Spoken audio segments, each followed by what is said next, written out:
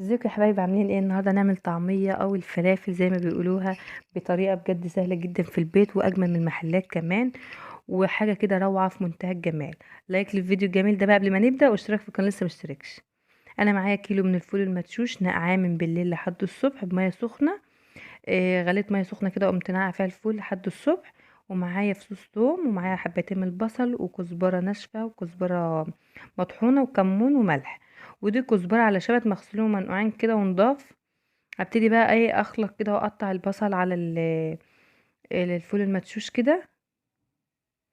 انا هبقى اعملها في البيت على المكنه، بجد بطريقه سهله وبيفرق معايا كتير قوي قوي قوي عن اللي في المحلات. الكيلو بيعمل معايا كتير جدا، يعني الطعميه بتعمل معايا كتير. انا احط بقى الكزبره والملح والكمون، وابتدي بقى اقطع الشبت والكزبره. انا غسلاهم ونقعهم، هبتدي بقى اقطع كده. هي المكنه كده كده هتفرمهم كويس، بس هحاول اقطعها كده. بجد سهلة وبسيطة وسريعة جدا وما فيهاش اي تعب. وحاجة نظيفة بقى في البيت كده تاكلوها كده بنفس كده، من غير بتاعة المحلات اللي بره. هبتدي بقى ايه اجيب المكنة كده واعملها واوريكم انا هنعملها ازاي. اقلب كده كل شوية، كله ده في بعضه. ابتدي اقلب كله في بعضه كده، واقطع القطع الكبيرة دي، البصل الكبيرة. خلاص كده هبتدي بقى اجيب المكنة كده، ربطتها على الرخامة وحبكتها جامد، واقوم بقى حاطة معلقتين بمعلقتين كده، وابتدي بقى ايه افرم الطعمية. على فكرة ما خدتش معايا وقت وما تعبتش خالص. انا ما عملتهاش مره واحده، انا فرمتها مرتين عشان تبقى ناعمه معايا وكويسه. فرمتها مرتين. حاجه نظيفه في البيت كده وتلاقوها وقت ما انتوا عايزين. بكيسها في اكياس واقوم حاطاها في الفريزر. اهي بتنزل معايا بقى بكل سهوله اهي. ابتدي احط معلقه بمعلقه، مش هتبقى صعبه معايا. دي مكنه البسكوت، هي فيها مكنه بسكوت وفيها مكنه الفرن. انا عملت اهو الكميه اهي اوريها لكم.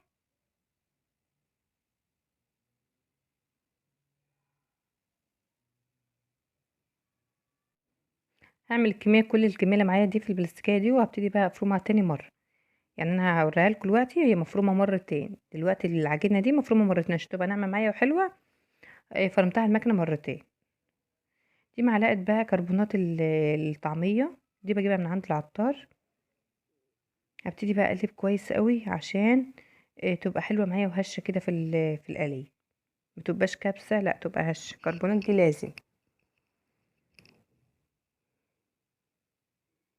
انا قلبتها خلاص كده بقى، هاخد من كميه كده في طبق واقليها واوريكم الطعميه بقى بعد ما اتعملت.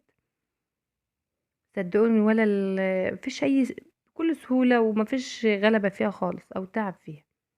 اخد كميه كده حلوه كده في الطبق، وابتدي بقى اقلي بقى واوريكم الطعميه بقى. انا بس قليت شيبسي الاول، ابني طلب مني شيبسي فحبيت اقلي شويه شيبسي كده. الشيبسي ده مقطعه من الشفاف منديل عشان ما يبقاش ما يسودش الزيت معايا، ومنها الشيبسي يطلع كويس. اطلع بس كميه الشيبسي كده، وهبتدي اقلي معاكم الطعميه.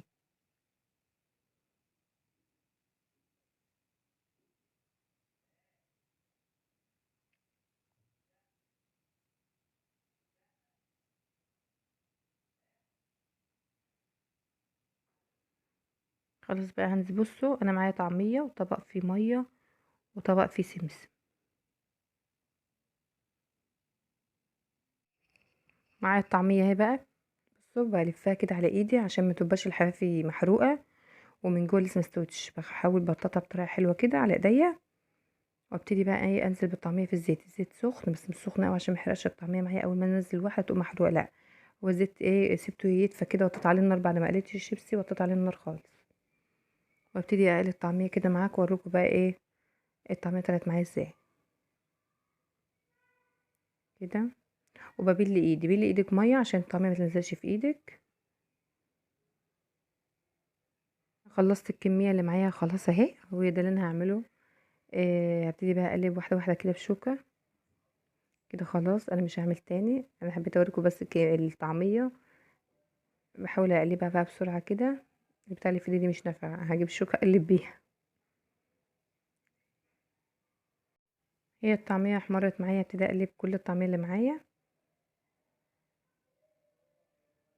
قبل ما تتحمق كده معايا تبقى درجة الدهبي دي اقوم مطلعاها في الطبق.